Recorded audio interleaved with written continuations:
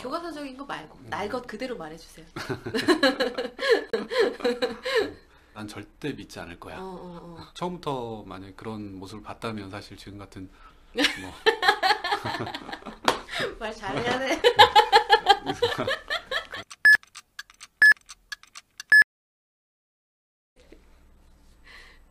짠. 다시. 아유, 응.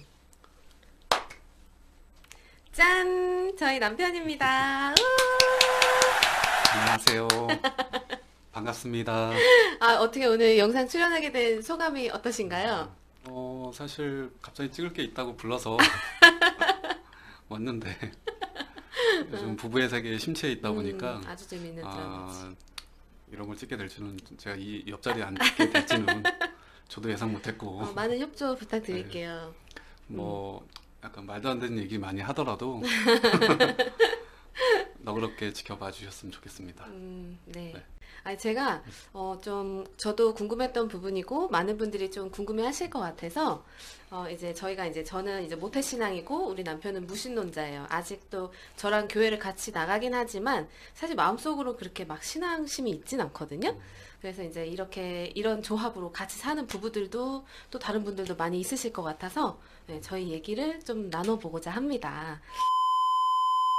저는 사실 전부터 좀 궁금했던 게 이제 저를 만나기 전에 이제 뭐 기독교인과의 연애나 아니면 기독교인이라는 어떤 부류의 사람들에 대한 편견이나 뭐 그런 색안경이라든지 그런 거 좀 있으셨는지. 일단은 기독교인과의 결혼은 사실 예상 못했던 결과고요. 저도 이렇게 될 줄 몰랐고 그리고 그 기독교인과 연애를 해본 적은 사실은 없어요. 없고 대신에 주변에 기독교인들끼리 연애를 한다던가 아니면 기독교인과 비기독교인 간의 연애를 하는 친구들은 몇 번 봤기 때문에 더더욱이 제가 기독교인과 결혼하게 될 줄은 사실은 예상을 못했고 그리고 연애하는 친구들 봤을 때도 사실 저는 나랑은 맞지 않다라고 썩 좋아 보이진 않았구나. 약간 사내 커플 같은 느낌. 좋을 땐 너무 좋지만 안 맞을 때는 뭐 굉장히 불편한 사이가 될 수도 있는 그런 거라고 생각했기 때문에. 그렇죠. 만약에 그러니까 본인이 종교가 없으면 딱히 내가 교회 다니는 여자랑 결혼해야겠다라는 생각은 당연히 하지 않잖아요. 그런데 이제 저를 만났을 때 한참 썸 탈 때, 막 좋아 죽겠을 때, 제가 이제 교회 다닌다는 거를 알았을 때, 그때는 조금 뭐 반감이 있다든지, 어떡하지? 뭐 이런 고민이 생기거나 그러진 않았어요? 일단 저도 나이가 있다 보니까 선입견 정도는 있었던 것 같아요. 그러니까 이렇지 선입견이? 않을까? 그러니까 믿어라, 믿음을 강요하고 믿음이 있어야 결혼을 할 거야라는 조건을 막 조건부 내세울까 봐. 사랑을 하지 않을까라는 걱정이 있었어요. 그러니까 그거는 뭐 처음부터 만약에 그런 모습을 봤다면 사실 지금 같은 뭐 말 잘해야 돼. 그렇지 않을까라고 생각하는데 사실 그런 걱정은 많이 했죠.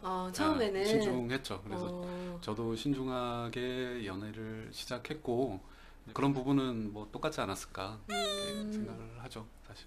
그러면은 저랑 연애하면서 제가 교회 다니는 것 때문에 불편했던 점이 혹시 있었나요? 사실 이거는 케바케인 것 같아요.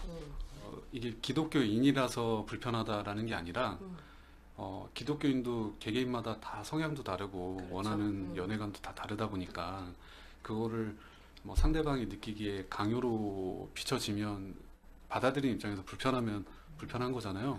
근데 연애할 때는 전혀 그런 내색을 안 했고 물론 지금도 그렇지만 지금도 뭐 신앙 관련해서 종교로 저한테 뭐 강요를 한다거나 계속 쪼지 않지 내가. 뭐 그렇죠. 쪼지를 않다 보니까 지금도 그냥 봤을 때 기독교인과의 결혼 연애 저는 뭐 이런 분이라면 적극 추천하고 싶다 정도. 저 잘하고 있는 건가요? 왜냐면 뭐 누구나 신앙의 자유는 있잖아요. 뭐 어떤 종교를 믿는 거에 대한 뭐 그 이단이 아니라면 신앙의 자유는 보장이 돼야 되는 거라 나의 신앙심을 누군가한테 강요를 하는 거는 사실은 조금 아니라고 보거든요. 제 기준에 했을 때 전혀 그런 성향도 아니고 그 타인의 존중이 굉장히 강한 분이기 때문에 저는 사실 결혼하게 된 계기도 그게 가장 크거든요. 맞아요. 그것도 궁금했어요. 결혼을 결심하게 된 계기. 그러니까 이제 제가 좀 자유를 보장해드려서 자유로웠기 때문에 그게 가능했다. 그렇다고 막 보장받는 건 아니고요. 막 보장받아서 무언의 압박은 있긴 있어요. 개인, 넌 너고 난 나다 이런 말을 그런 스타일이라고 하는 게 아니라 저도 결혼에 대한 누구나 로망은 있잖아요.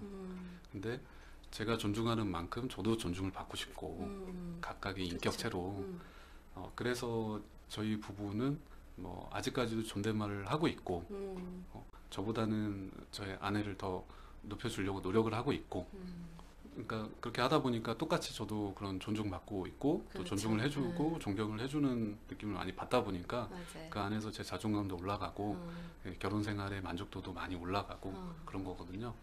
그래서 저는 사실 결혼이라는 부분은 굉장히 부정적인 생각을 갖고 있었어요. 저는 제 인생에 결혼은 사실 없다. 약간 이제 비혼주의, 약간 비혼까지는 아니더라도 나이 찼다고 해야지 이런 주의는 사실 아니었어요. 아쉬울 거 없다. 아쉬울 거 없다. 그럴 수도 있겠지만 나이 걱정, 더 늦기 전에 해야지. 뭐 그런 생각이 너무 크다 보면은 맞아요. 좋은 사람 그게 정말 실수하는 좋은 사람이어야 결혼하는 건데 내 상황 때문에 조금 부족하더라도 이렇게 하는 건 좀 아니라고 생각을 갖고 있었어서.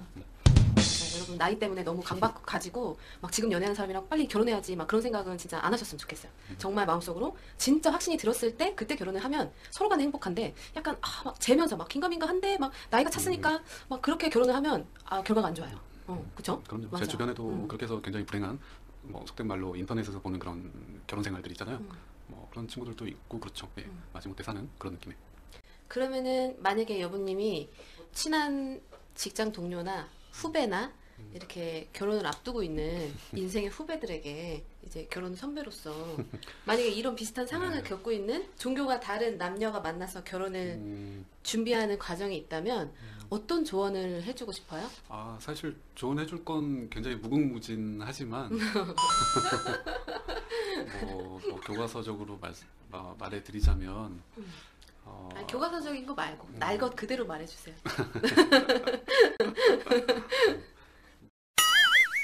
결혼이라는 거 자체가 가장 우선이 되는 게 조건이잖아요.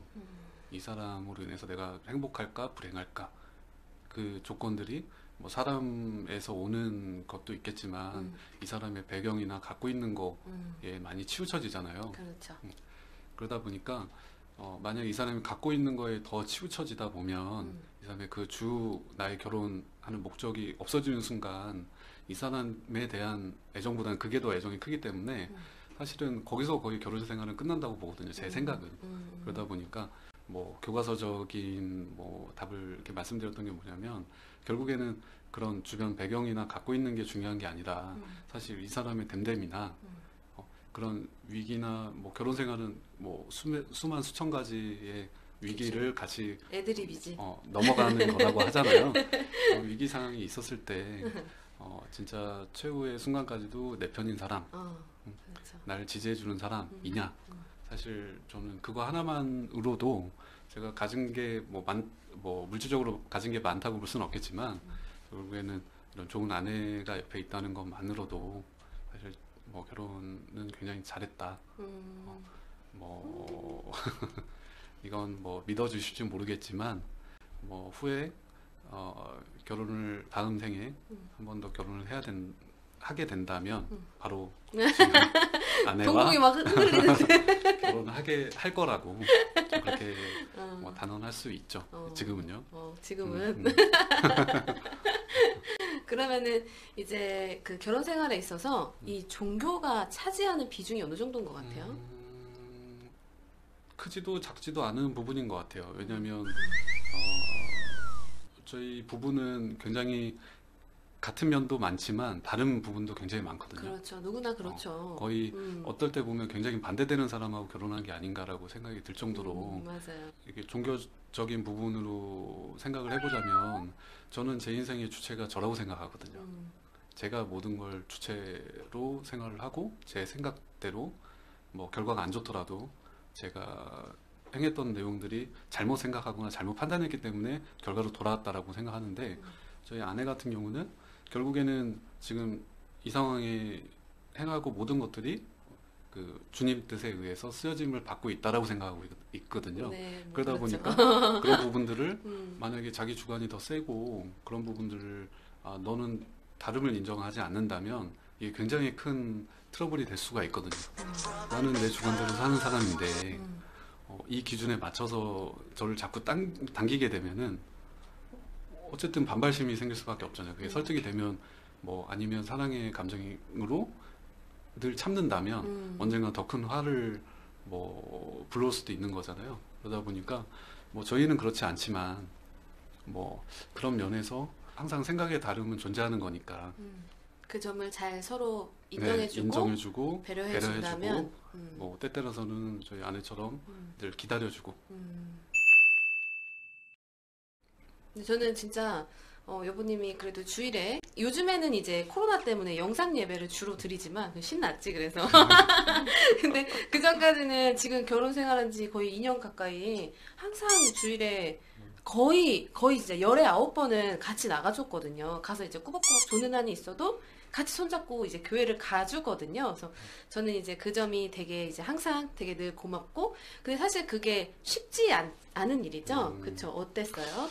뭐 사실 그런 과정을 생각하면 뭐 물론 가서 1시간 뭐 제가 공감이 되는 설교도 있었지만 뭐 안 그런 설교도 있고 그 1시간만 생각한다면 뭐 그렇지만 그냥 같이 주말에 데이트한다는 생각으로 손잡고 그냥 산책 가는 기분으로 걸어갔어 이런저런 얘기하고 오는 길에 뭐 맛있는 거 같이 먹고 뭐 그리고 비종교인으로서 예배를 드린다는 거에 대해서 거부감이 있거나 그런 거 전혀 없다 보니까 뭐 때에 따라서 공감되는 좋은 말씀 뭐 한 주에 도움되는 말씀 같은 걸 해주신다고 했을 때 저는 유익한 부분은 듣고 듣기 싫으면 안 듣고 못 알아듣는 경우가 되게 더 많죠. 그쵸, 네. 맞아요. 제가 알아듣기에는 그치. 좀 성경 어려운 지식이 부분들이 없으니까. 있어서 뭐 이해하는 뭐 쉬운 내용들이 있으면 뭐 좋은 얘기는 들으면 들을수록 좋잖아요. 도움되는 얘기는 다 그런 생각으로 같이 가고 있죠.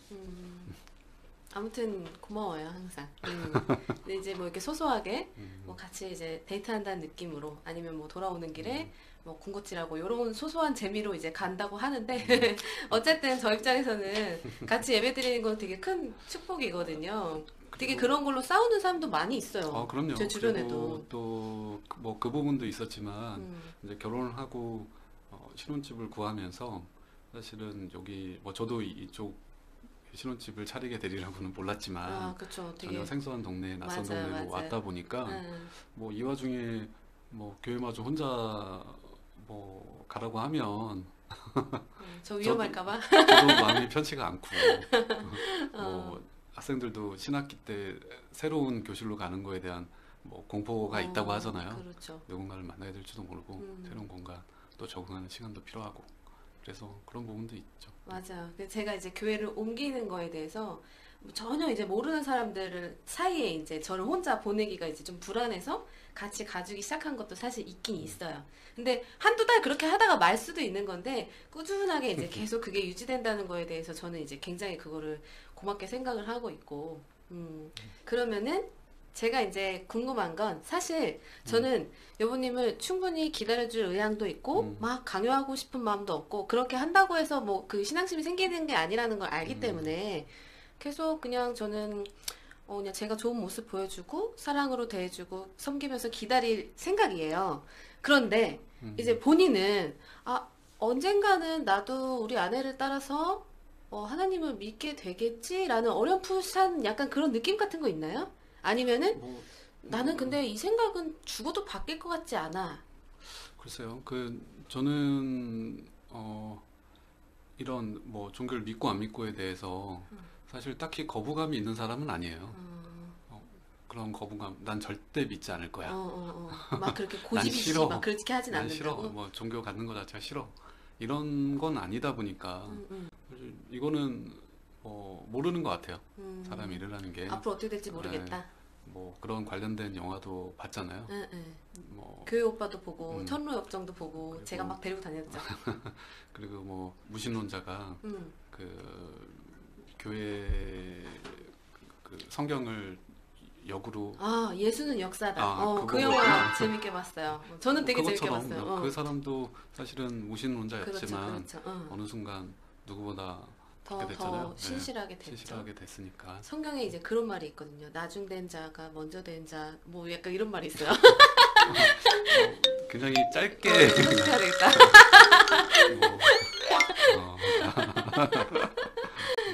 그러면은 우리 여보님이 종교가 없고 저는 이제 독실한 기독교인인데 이제 이런 서로 간에 다른 갖고 있는 생각들을 좀 나눠봤어요.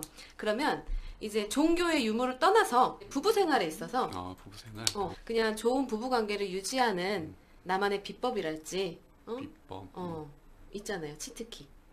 내가 이렇게 하니까 우리 아내가 정말 좋아하더라. 근데 뭐 치트키라는 거는 사실 없고요. 없고요. 얼굴이 뭐, 다 합니까? 아니, 얼굴 빼고 다 하지만 어쨌든 뭐 치트키라는 건 없고 부부 관계가 저는 그래요. 그러니까 한 순간에 진짜 한 행동 가지고 부부 관계가 좋아지는 게 아니라 부부라는 게 결혼한 순간부터 사실 평생이잖아요. 계속 평생이다 보니까 그냥 차곡차곡 쌓이는 감정들이 모여서 이게 더 돈독해질 수도 있는 거고 정말 남편이 남의 편인 것처럼 뭐 그렇게 느낄 수도 있는 거잖아요. 그러다 보니까 제가 지금은 여건이 될 때 적금 붙는다는 생각으로 차곡차곡 쌓고 있다고 생각하고 점수를 네, 뭐 그리고 앞서도 말했다시피 존중이 가장 중요한 것 같아요. 그게 존중이 무너지는 순간 속된 말로 하대를 하다시피 하다 보면 이게 가정이라는 게 유지가 될 수 없는 것 같거든요. 특히 그런 부분들이 좋을 때는 티가 안 나는데 맞아요. 위기의 순간에서 결정적으로 발휘하다 보니까 그렇지. 이게 컵의 물처럼 감정이라는 게 자꾸 쏟아지다 보면 나중에 남는 게 없잖아요. 그리고 그게 회복되지도 않고 그래서 그게 항상 충만해 있도록 노력하는 거죠, 제 스스로. 그냥 조금씩 계속 이제 적금 붙듯이 쌓아간다. 그렇죠. 이게 제가 한순간에 엎질러지지 않도록 항상 충만해 있도록. 그럼 구체적으로 어떤 행동으로 적금을 붓고 계신가요? 일단 뭐 남들보다 더 잘하고 있다고 느끼진 않아요. 느끼진 않는데 그래요? 그냥 그렇다고 해서 제가 막 떨어진다고 생각하지도 않고 그냥 평평하게 너무 이렇게 빨리 달리지도 천천히 걷지도 않는 그런 느낌으로. 그러면 여보님이 느꼈을 때 저는 어떤 것 같아요? 다른 아내들에 비해서 좋죠. 어떤 점이 좋은가요? 제가 뭘 잘하는 것 같아요? 일단은 너무 사심 방송. 뭘 뭐 다른 걸 떠나서 일단은 집에 빨리 오고 싶다라고 항상 느껴요. 저는 나가서 힘들거나 그럴 때 빨리 퇴근하고 집에 가고 싶다. 그러면 이렇게 누군가 뭐 반겨주고 뭐 제가 어떤 고민거리를 얘기를 해도 잘 들어주고 그리고 지지해주고 항상 그러니까 약간 쉴 수 있는 편안한 느낌. 그럼요. 그게 가장 중요하거든요. 왜냐하면 저도 회사 생활하면서 무수히 많은 남자들 결혼 생활들 그런 푸념들 많이 듣게 되는데 뭐 물론 많이 행복해하는 사람도 있지만 되게 뭐 집에 가기 싫어서 회사에서 좀 삐대다 들어가고 그런 사람들 많이 있죠.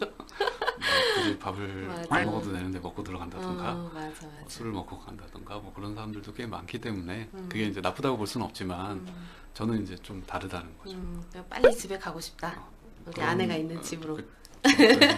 뭐 밥은 집에 와서 항상 같이 먹고 싶고 특별한 일 아니면 네네. 뭐 요리를 잘한다고 볼 수는 없지만 남편은 반찬 투정을 안 하기 때문에 제가 뭐 개떡같이 차려줘도 항상 잘 먹습니다. 제가 생각할 때는 저는 저의 결혼 생활의 노하우는요 항상 고마운 마음과 약간의 측은지심을 갖는 거예요. 그러니까 왜냐면 사람이 불쌍함. 약간의 그거를 이제 우리 표현상으로는 극률한 마음이라고 하는데 많이 들어갔어요. 이제 약간의 왜냐면 사람이 살다 보면 분명히 나랑 성향이 이제 맞지 않는 부분 짜증나는 부분이 있거든요. 그러니까 그러니까 이제 뭐 취향 차이라든지 어떤 생활 습관에 있어서 아, 나라면 저렇게 하지 않는데 이 사람은 왜 이럴까 하면서 이제 조금씩 이렇게 짜증이 올라올 때마다 약간 이제 그 측은지심을 갖고 보는 거예요. 아, 얼마나 피곤했으면 이랬을까.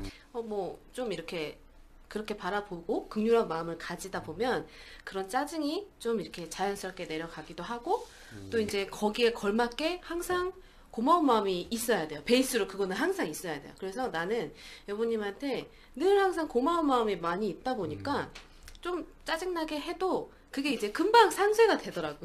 아, 짜증나게도. 그러니까 뭐 직접적으로 나를 막, 이렇게 막 기분 나쁘게 하는 그런 건 아닌데.